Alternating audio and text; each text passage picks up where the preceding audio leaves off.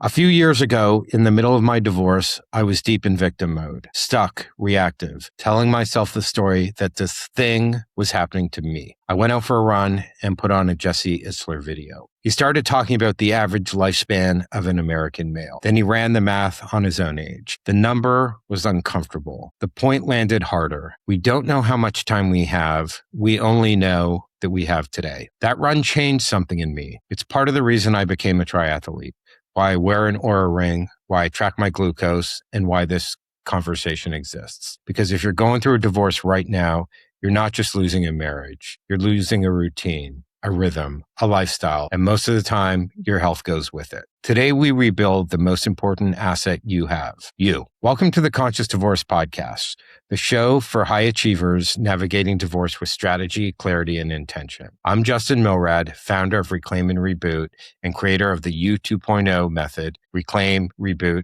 and Become. Today's guest is Meridan Zerner. Meridan is an award-winning registered dietitian nutritionist with more than 30 years in the field, 25 of them at one of the most respected preventative medicine facilities in the country. She's a certified specialist in sports dietetics, a certified health and wellness coach, and the creator of Thoughtful 30 program. She's been featured on ABC, NBC, Fox News, and in Health, Shape, and Prevention magazines.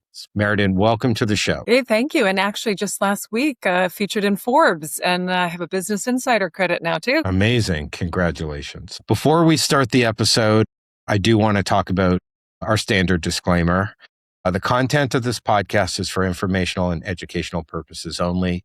It is not legal, financial, medical, or mental health advice. Please consult a licensed professional for guidance specific to your situation. So first, before we go deep, I'd love to kind of hear your backstory. How did you get involved in this line of work? I think like many people, it's been a lot of different rabbit holes and areas of interest. I started in journalism. So my first degree out of Syracuse was in journalism. And that whole time, I taught fitness classes and I took nutrition classes. And I just thought, well, that's a cute little hobby over there. And after 7 years in news, this is the piece that's calling me. I'm so interested and vested and passionate about well-being. And there is this nuanced piece under the dietetics umbrella, this idea of preventive nutrition, preventive health and medicine. And that's the piece that really lit me up. How do we take care of today's body so that we can care for your future self? What can we do now that's going to keep you well so you have the energy to navigate all of life's circumstances? Which is unbelievable. And I don't think we really take that into consideration until we have a major life event or we hit a certain age. I'm 53. My birthday was yesterday. And the day I turned 50, I realized that there's a good chance that half my life is already passed. And I really need to start taking care of my health. Frankly, I've been doing this ever since I've been going through my divorce journey. But it's more important now than ever because I feel like the day I turned 50, everything changed. Well, and I want to pause on the birthday because I think these kinds of events are worth recognizing. So happy belated birthday. And you said, hey, half my life is over. And the wellness coach in me, which was something I added on with intention over the years, would also want to say, well, half of your life is also ahead of you. I love that. Absolutely love that. So let's talk about and frame why health belongs in a divorce conversation. So I kind of want to frame the thesis here. Here are some statistics. Divorce ranks second on the Holmes and Race stress scale at 73 life change units, just behind the death of a spouse at 100. A 2014 meta-analysis in PLOS Medicine found that divorced individuals have a 23% higher risk of early mortality compared to married peers, even after controlling for socioeconomic factors. And the three things most people abandon first during divorce are sleep, movement, and food quality. These are also the three most predictive of how the next 5 years will go. Lastly, connection. You cannot reclaim and reboot in a depleted body. Health is not the soft stuff, it's the operating system. So my first question for you is, when a major life stressor like divorce hits, what actually happens inside the body in the first 30, 60, and 90 days? Ooh. And it's complex. And I love that you're bringing this into the conversation because I think it's very easy to say, oh, yes, divorce is a very stressful chapter in someone's life, right? It's number 2 after the death of a spouse, but that so radically affects so many systems in the body, right? We look at sleep disruption affecting just cognitive clarity and decision making. We look at cortisol being at a higher level for longer. That influences our immune system. It makes it hard to digest, which affects all things. So we can appreciate that the gut microbes change, appetite changes, our ability to heal and repair changes, and the stress response in that situation is really quite powerful. Now, I wouldn't want anybody to feel like this is something that they could radically avoid, but I think knowing the degree to which this influences how we eat, how we sleep, and how we respond maybe help somebody plan a little differently or to anticipate that, yeah, this is going to be really challenging across many fronts. And how do I ask for help around that? No doubt. And I also think that it's really important for people to know that the actual logistics of getting a divorce, there's a start date and an end date. So that doesn't mean that things aren't going to happen before and after. They 100% are, but the actual act of getting the divorce has an end date. And that's comforting to know that there is an end in sight, but it's something you're going to be working through your entire life. And it's not necessarily a negative. It can be a real positive, but just know that often there's a dip before you really grow. Another question for you is, what patterns do you see most often in newly separated or divorced clients? I would say that, like many people, when they are in it, when they are under duress, when they are stressed out, there's typically 2 different pathways. So I've got some folks who may kind of shut down. We see, of course, depression. We see anxiety. We see maybe lack of appetite and not eating. And then we see sort of the flip of that, which is, oh my gosh, the brain and the body are really going to ask for some comfort in 1,000 different ways. So maybe there's more overeating. Maybe there's more indulgence in certain areas. Full transparency, some people drink that much more because it can feel so overwhelming. I think habits that were part of that day-to-day routine, like exercising or like going to the park with the kids, that are now disrupted. I mean, we're rebuilding an entire recipe for somebody because it's a new chapter. It's going to be a new way of approaching the next stage. And it really does need a full reset. And I strongly encourage people to consider individual therapy too, because taking care of what's going on in here is just as important as, oh my gosh, are you getting enough fiber? So we know that nutrition, sleep, making ourselves a priority matters. Why do you think that we still get this backwards in a lot of cases? I think because we're human, and because I think it's hard no matter what. And then add this extra layer of not just stress, but really painful emotional stress that can bleed into so many aspects of someone's life. I think that it's hard to manage just the day to day, which is why a lot of the habit change experts are going to say, hey, it's okay to tackle one change at a time, knowing that you still have to get the kids to school. You're still going to have to grocery shop, fill your gas tank, get to work, and kind of get through some of the day-to-day details. Some are more mundane than others. So all of those responsibilities. And then on top of that, a different kind of self-care now is needed. It's hard. I mean, it's hard. For the next section, I want to talk a little bit about my own story, my own wake-up call. So I did mention earlier the Jesse Itzler story. And what he pointed out was the average American male lives to about 75.8 years. So let's round it up to 76. If you subtract your current age, that number is not necessarily as large as you think. Now, there's no guarantee that we're going to live to that age. There's a possibility we'll live past that age, but you can't not hear or understand that math. A good friend of mine about 10 years ago called. He was very healthy, or so we thought, and he was diagnosed with a brain tumor. And he said something that I will never forget. He said, we spend so much of our time preparing for retirement. 1/3 of us will not make it there. 1/3 of us will get there, but will be too sick to enjoy it. And the other third will achieve what we planned. But we rarely ever know which third we're going to be. And that really reframed everything for me. So health isn't a retirement project. It's a today project, especially during divorce, when the temptation is to defer everything until things settle down. They don't settle down. You just settle in. So from a clinical perspective, what does the research say about lifespan gap between people who invested in health early versus? So one thing I'd want to offer up, of course, is that it's never too late to take a deeper dive and to shift or to tweak or to pivot around some of our habits, and we do get benefits. Some of the earlier studies, even on people that stopped smoking, you really could see this significant improvement in their health, and they would have increased their longevity. So if it's been a tough couple years, if it's been a tough decade, you still have a lot of room to be able to kind of come back around and improve your health, improve your longevity, your health span, your lifespan. I feel like the expectations can be, we can come at them with some soft edges, because it is important to put out the most immediate fire, right? My hope is not to the degree that everything else is taking a full back seat, that if there's a way to do the 10-minute walk, if there's a way to not skip a meal, if there's a way to get in bed 30 minutes earlier, those kinds of things over time are going to be quite meaningful. And then when you have more capacity, whether it's emotional, physical, or just focus even, you can invest that in ways that are going to care for you, which means, by the way, you're stronger, healthier, maybe happier over time.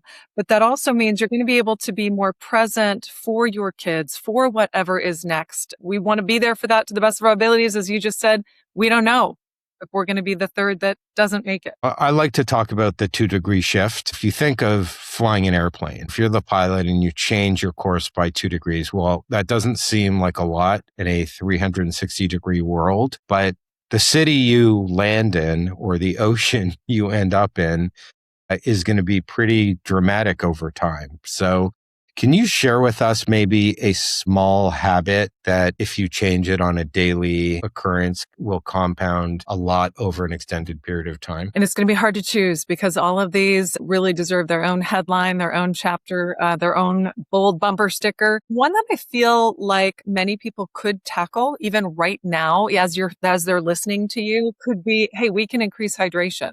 Right? Even a 1% to 2% level of dehydration manifests as a sense of fatigue. It can manifest with a sense of anxiety. We certainly know clarity, agility, performance, energy, all of that is wrapped up into when we are dehydrated. So to get that extra glass of water, to have it be bubbly water, whatever works, that's going to go a long way. Of course, as a dietitian, as a performance specialist, I want to look at, can we regulate your blood sugar a little bit better for just kind of even energy? That might just mean, hey, we got to look at the clock. And as much as I want you to eat intuitively, if it's been 5 or 6 hours, we got to nourish this body. We got to fuel this brain and body. There's great data and research on, hey, if we can increase our fiber by even 5 to 10 grams, my gosh, we get so many benefits. What does that look like? I don't know. Can you throw some more blueberries at your breakfast? Can you look at the label on the protein bar that you're eating as a snack to see, hey, can I choose the one that's got 10 or 12 grams of fiber? Let's do that. Those kinds of things have pretty serious return on investment. Sleep is huge. We got to go back to sleep. That's going to be a major player. Insomnia is 2 times more common in divorcing adults. And so how do we want to address that? In fact, if a client arrived and was working with me, and you think about sleep as a full third of this metabolic puzzle, if they're having terrible sleep, I'm probably going to have them work on that even before we work on refining their diet plan. I love everything you said, and I know that everything can make a difference. I'll say in my own case, I got one of these Aura rings, and it measures my sleep. It measures my activity. It makes me want to work harder. Also have like a continuous glucose monitor. I don't know if you can see that there. And I've been wearing it for about 2 months, and it's mind blowing how certain sugars and things that you eat can really impact how you feel, even the order in which you eat it. If you measure it, you can manage it. So I'm a big fan for anyone who's listening. There are so many amazing tools out there that give you part of the answer and gives you information. And then you work with someone like Meridan who can help you interpret and build a system. It will really change how you feel. Let's talk about someone in their 40s or 50s who's coming out of divorce. What is a realistic window to course correct once they start seeing some changes, if they make some adjustments in there? And I think it depends which area we're looking at, because I would want people to know, hey, first of all, it's going to be about body composition, about strength. We want to work from a place of strength, muscle. So muscle's pretty hard won. And it may take 4 weeks to gain a pound of muscle. And that means exercise to the best of our abilities. It probably means resistance training, at least once or twice a week, preferably twice if we look at the American College of Sports Medicine guidelines and recommendations. To lose a percentage of body fat, even 1%, might take 2 months. So it's going to be a slower journey, and that would be a fair and reasonable expectation. And in fact, I get concerned when we see radical shifts. A lot of people are utilizing some other kinds of tools right now, which is fine. But when we're seeing, my gosh, 15 pounds of change in a couple weeks, that's actually concerning to me. We're not working from a place of strength in that way. From some of the other, in terms of some of the other changes, most people in about 2 to 3 weeks will feel a little bit better, right? If that's with some dietary changes or some hydration changes, using some of those tools you just mentioned to get some feedback and adjust. But we'll see it manifesting in some physical things you might notice in more like the, let's say, 5 to 6 weeks. Big picture change, even from a behavior change standpoint, where it becomes more lifestyle-esque, it becomes more default or reflexive, that honestly takes about 3 months. So I want to share my own personal story and my pivot from victim to triathlete. So I was going through my divorce. I was stuck in the victim identity. I was reactive. I was disconnected from my body. And working with my coach, they said, you really need something to move towards, not just away from. So we picked a goal that was a big, audacious goal that would take some sort of responsibility daily from an exercise and eating standpoint. And we decided to do triathlon training, which was actually mind-blowing because I've never seen myself as a triathlete. I hated swimming. I was never biking. I ran, but I just never saw myself there. So I highly recommend picking some goal that will impact your body, your mind, your spirit, and your soul. To date, I've done 6 triathlons plus multiple half marathons and marathons and 10Ks. The tools that became my non-negotiable were my Oura Ring for sleep and recovery tracking, my watch over here, my Garmin watch, that really helped map my athleticism, a continuous glucose monitor for real-time metabolic data, and anything that could help me do better. And that's as well, I worked with a nutritionist, a life coach, a divorce coach, and it really, really helped me. So I will say the deeper insight here is that any sort of endurance training during your divorce recovery in a physical form can really help you sit and move from a place of discomfort to pace yourself to grow and then trust the long game. So my next question for you is, what does the research actually say about exercise as an antidepressant and anti-anxiety intervention? Actually, the research is quite powerful when we look at movement and supporting a better mood. And I think, to be clear too, there's a difference between like major depressive disorder and then situational depression, right? Which we would hopefully ebb and flow in and out of. Of course, it's going to be helpful for both, but major depressive disorder and some of the other big deal mental health challenges are going to also need medications and, of course, probably a lifetime of therapy and those kinds of tools. But in other countries, even, they will prescribe exercise first before leaning on medication. Again, nothing wrong with medication when you need it, but it's quite powerful. We know that even a better diet can reduce depressive symptoms by 30%. And it's kind of this inflammatory pathway that we're talking through. You get a deeper night of sleep with the exercise, which influences mood. So there's a lot of opportunity, clearly, as a phenomenal coping mechanism. But what happens when you exercise, right? You are placing demand on the body. You're demanding blood flow that's going to go through a continuous circuit, including your brain. What we get from yoga is deep breathing. Well, you get that when you were out on the road, biking, swimming, and running with your triathlon. So a lot takes place that comes from this one bit of movement, and it can be 10 minutes. It can be 20 minutes. It can be a higher intensity. It can be moderate intensity, but you're going to get benefits in about 5 different arenas that will then positively influence mood. And it's all cumulative. So this is a 2-part question. For someone who's never been athletic, or at least they don't consider themselves athletic, what is the entry point that actually sticks?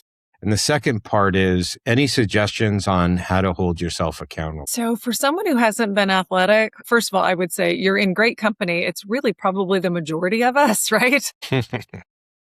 And that there is such return on investment to simply walking, right? Most of the research around even longevity and preventing cognitive decline and Alzheimer's are really they're looking at folks who are walking, maybe walking at a faster pace, but that's enough. We talk about starting with 10 minutes, working our way up to 20, working our way up to 30. Now, 30 is the prescription, 30 minutes of movement most days. You can track it in a different way too, right? You could do higher intensity movement for less time. You could do interval training and get a greater percentage of calories burned from fat if that's part of your goal.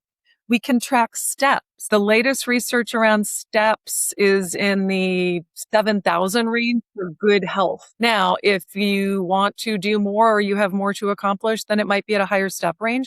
But that's kind of a nice shot down the middle, a place to start. Here's what I really want people to hear. If you look at where you are, right? Because you've got a sense of measuring, you've got some good feedback coming in, and you're taking in 2,000 steps a day, a next huge gift to self and gift to future self, we're going to go from 2,000 steps to 3,000 steps. That's where we begin. Small incremental change, again, makes a big difference. Let's talk about the 5 pillars of a divorce recovery body. So pillar 1 is sleep. How does divorce level stress specifically wreck sleep? And what's the cost? Well, we know that one night of bad sleep, even one night of bad sleep, limits the efficiency of our repair. We know that one night of bad sleep bumps up this hunger hormone we have called ghrelin. And often people overeat the next day to the tune of about 400 calories. So there's a lot of influence here. Certainly then just the day in and day out of a really bad night of sleep, we're tired, we're grouchy, we're reactive. If we're already depressed, it's going to make it harder and more challenging to get through the day. So the influence is big. So we do what we can. We need a colder bedroom. We prioritize sleep. Any of the sleep hygiene habits that are available out there, let's tap them all. Let's tap them all. Yeah. And I think sleep hygiene's really important. Things like no alcohol 3 hours before bed really impacts your REM sleep. Maybe reading before you go to bed, putting your phone in another room, getting away from screens at least 30 minutes to an hour before bed really makes a difference. And then the cold, dark room really, really helps. Let's talk about pillar 2, nutrition. What are the most common nutritional mistakes you see in people going through a divorce? And again, without judgment, always from my heart and soul, without judgment. I think it's very easy to skip meals because your appetite is off. You're stressed out. You're likely dealing with a lot of other details, things that maybe your spouse would have done previously. And so there's a kind of a shift in responsibilities. I think the body is going to ask for carbohydrate because it's the serotonin pathway of the brain, which is calming. But we really actually need that balance of carbohydrate and protein and getting that well divided through the day.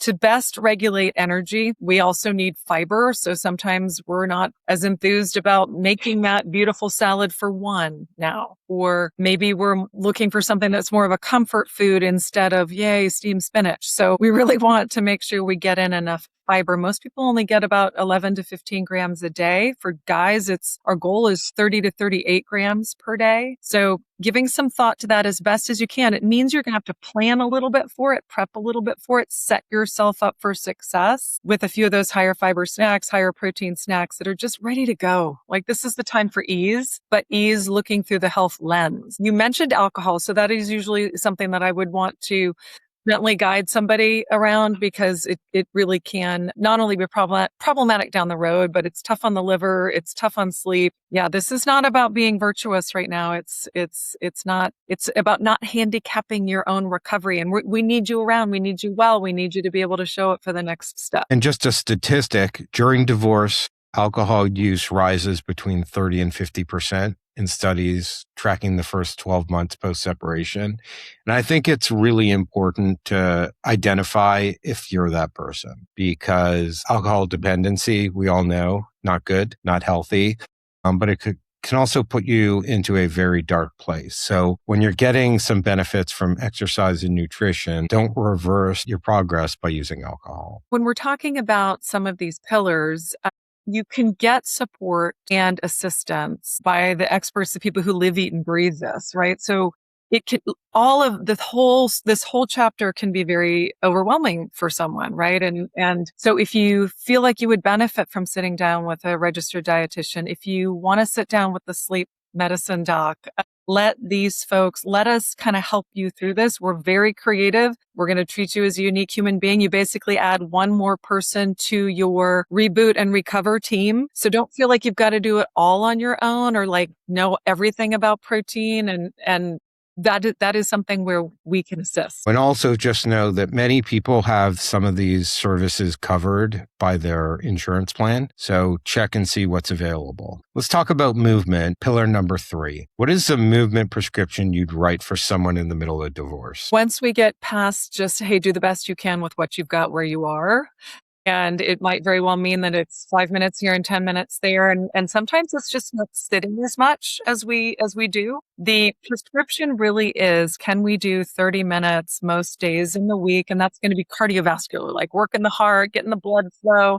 You can do, again, higher intensity for shorter periods of time. It is resistance training. It's some kind of weights or resistance twice a week. That's going to be for muscle maintenance. It's going to be for bone health, which is relevant for everyone. And then there's this piece that is just a nice overarching theme in general. We're looking for balance training, right? Aren't we always trying to create balance in our lives? But we need you to be strong and stable and grounded. And so even from a physical standpoint, balance training, like can you stand on one foot while you're brushing your teeth? Like those are some little things that we might be able to incorporate. But I feel like that sense of strength physically can also kind of help us mentally. Yeah. Always think movement is medicine. Let's talk about strength training and why it's a non-negotiable, especially after 40. So you talk about balance, which is really important. And I understand that as adults, we lose 3 to 8% of our muscle mass per decade after 30, and it accelerates after 60.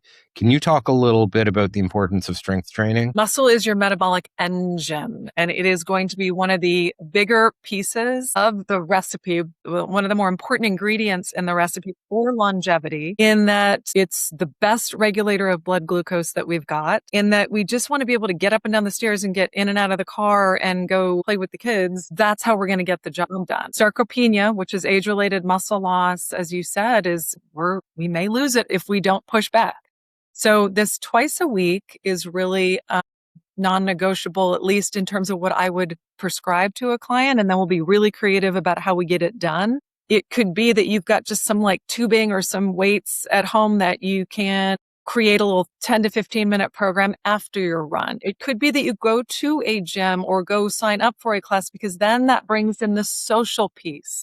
And the social piece, the connection piece, is something that I know can be compromised and challenging or minimally very different during a divorce and on the heels of a divorce. Let's move to pillar 4, mindset and stress regulation. Where does our nervous system regulation fit into the nutrition and health conversation? The nervous system is an integral piece of the whole of our brain and body experience. And we have the sympathetic nervous system, which is the flight or freeze reaction, which is chemistry, by the way. And you have parasympathetic nervous system, which is the rest and digest. I want people to appreciate that they're both equally powerful, right?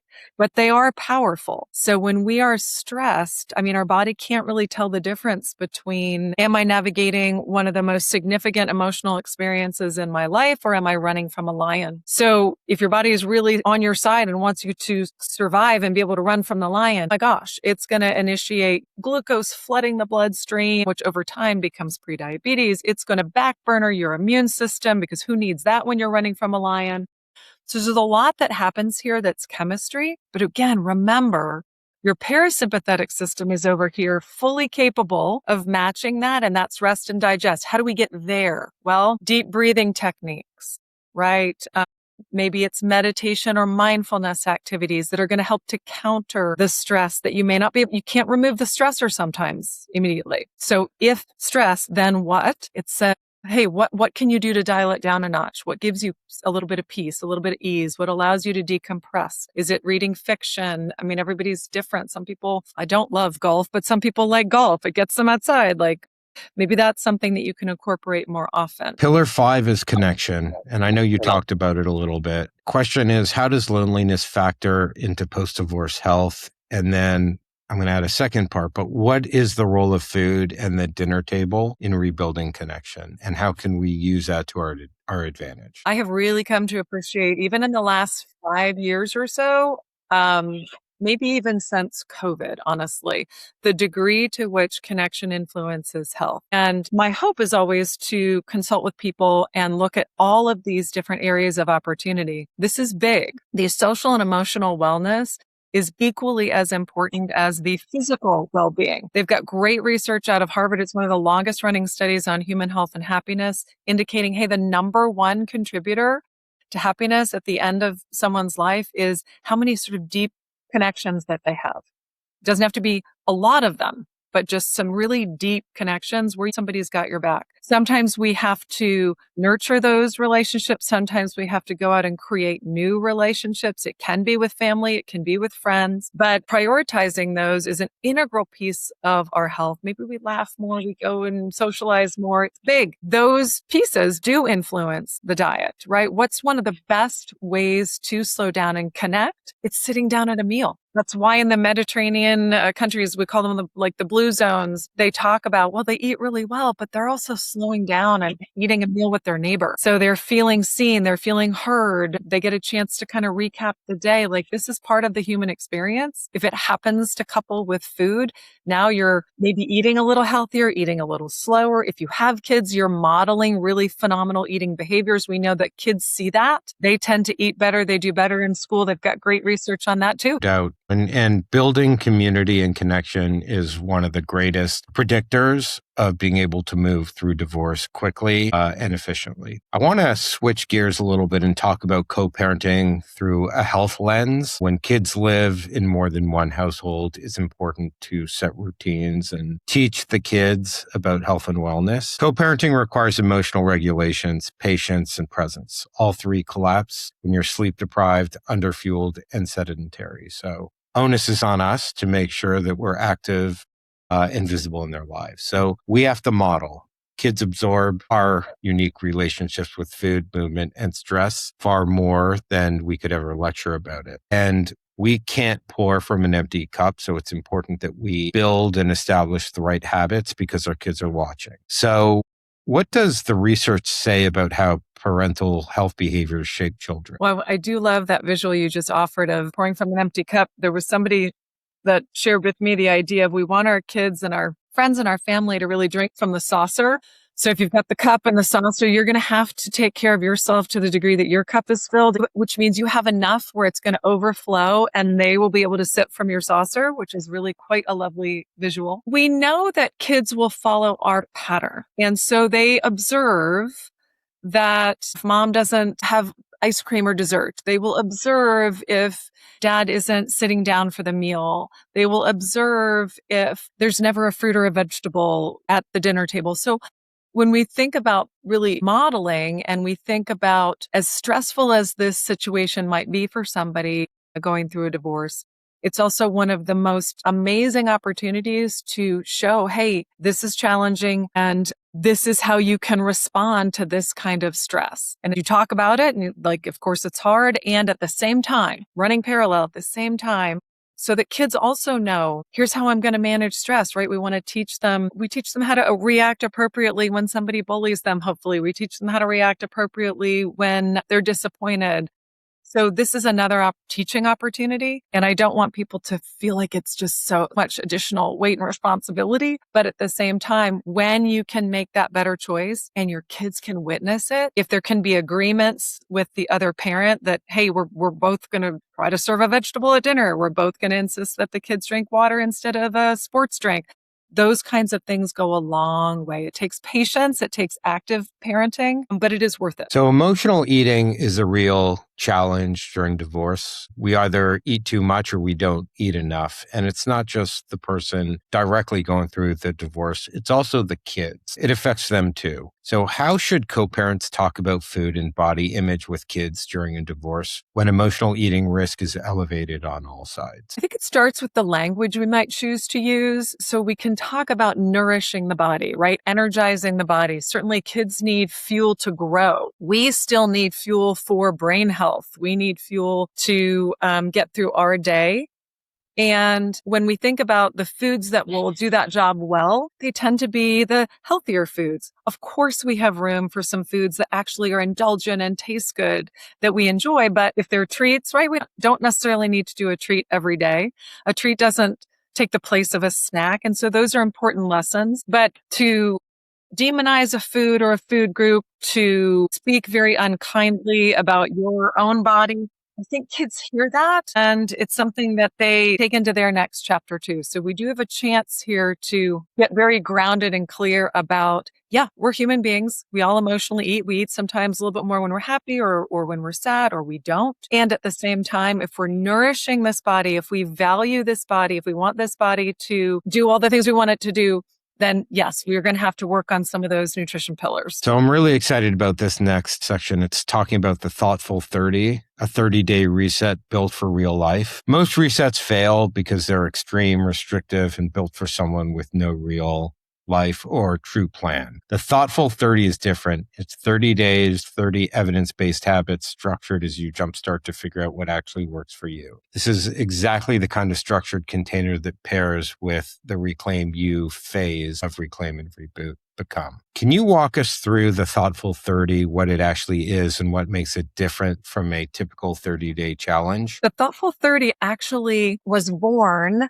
courtesy of my son, who last year came home and said, "Mom, I want to do a triathlon." I said, "Oh gosh, great." I was thinking, however, you haven't ridden a bike since fourth grade, but I didn't say that out loud. I was like, how can we help you? And he wanted to do a really extreme program. And I'm thinking, I have 30 years of experience in sport and performance, health and fitness, nutrition and wellness. Like, I'd be happy to design something for you, because we know that human beings do well with a certain amount of structure and support. Right? We want scaffolding in areas in our life when we're trying to learn something new or do something new. So I put together these 30 days, knowing that magic does not happen in 30 days, but it's a phenomenal start. And it gives us day 1 and day 30. That's about a month. And then you want to reassess. How am I doing? How do I feel? What are my results? What's the next month going to look like? So it gives you a chance to pause and think about your needs, super important. And how do you need to shift it because you are a unique human being? So I put together these 30 elements. As you can imagine, the top 10 power pillars are going to be some of the things we've just talked about. We start with the sun. We want to set our rhythm. We want to get enough water. We want to get enough protein divided during the day. I have a gratitude practice in there. There may be some supportive supplementation. So you try it on, almost like trying on a pair of shoes. We're going to walk around in it for 30 days, and then we're going to adjust. You could choose to do 1 or 2 habits at a time, depending on your capacity and how overwhelmed you feel or how excited you are. Or you can try on all 30, because each and every one of those 30 elements will support your well-being in some way, somehow. Love it. Can you talk about the most impactful habits inside the program? I think it's going to vary person to person. If you're somebody who already likes vegetables and eats a ton of vegetables, then to focus on fiber is not going to be the piece that gives you the most return. It might be the sleep piece, right? I would say on average, most people really benefit from improving their sleep, from being more intentional with their protein, and from increasing their fiber. The anti-inflammatory recommendations around dietary choices like the Mediterranean and the Mind diet, that's a game changer for a lot of people. Depends on their age and kind of what they're walking in with. But I think those are probably the most powerful pillars for most people. Standing.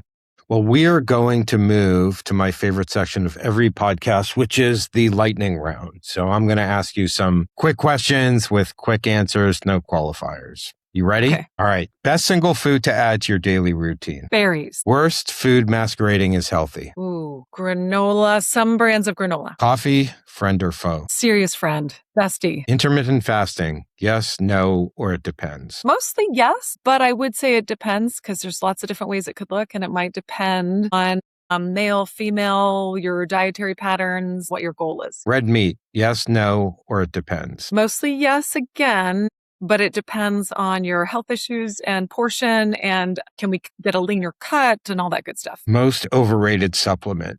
I think the fat burners are the most overrated and the ones that usually cause the most trouble. If it sounds too good to be true, it usually is. Most underrated supplement. I will say creatine actually now. Wearables worth wearing or not? Yes, feedback is always helpful. I don't want to get too lost in the black and white or drive unnecessary self-criticism. But yeah, I think the feedback is really helpful for most people. Best breakfast for stable energy? I love a good scrambled egg and a piece of peanut butter toast. I also love Greek yogurt with flaxseed and berries. Best post-workout meal? I gotta go stir fry on that. I love a little brown rice and stir fry veggies. One pot too. It's easy cleanup. Diet soda verdict? No halo, but neither no halo given. But regular soda does not get a halo either. Protein target for an active adult? The shot down the middle is like 90 to 100 grams. And so in my brain, the thoughtful 30, I think about things in 30s, 30 grams of fiber, 30 grams of protein, but the protein would be 3 times a day. We're ballparking it 30. You're a triathlete. You might need more for repair, and you're a guy, so you might need more. I love to do the math on each individual. Cheapest high impact health upgrade? Ooh, good sneakers, a good tennis shoe. Huge.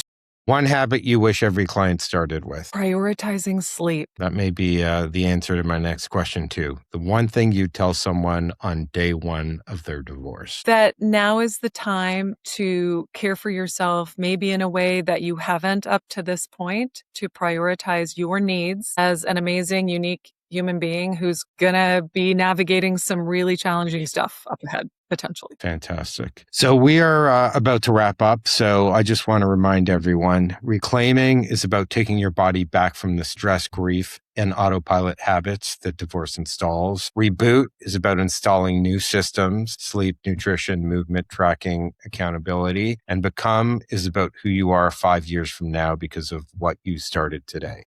The brain tumor conversation, just always remember that echoes. We never know which third we're going to be, but we do have agency by taking care of ourselves to place us as best as we can in the category to live long and prosper. If someone's listening right now, mid-divorce, exhausted, overwhelmed, and convinced they don't have the energy for any of this, what is the one thing they should do? They should, as best as they can, try to find that one positive psychology firefly moment, which would ask, what is okay? Because that one firefly moment of life assessment of like, hey, there are some things that are okay, I think get people to the next habit, that get people to the next step. Thank you so much for being on the podcast today. Meridan, how can people get a hold of you? All of my information, the Thoughtful 30 pillars, I have a phenomenal free download for everybody, is at meridanzernernutrition.com. Do you want to spell Zerner? Yes, and it's Zerner. My socials are Meridan Zerner.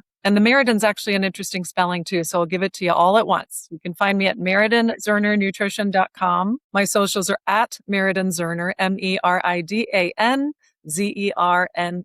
And we'll have all that information in the show notes. If this episode hit home, please share it with someone who needs it. Leave a rating and review and subscribe so you don't miss what's coming next. For more on the U 2.0 framework, coaching and resources, visit www.reclaimandreboot.me. Remember, divorce is not the end of your story. It's the beginning of U 2.0. Reclaim, reboot, and become.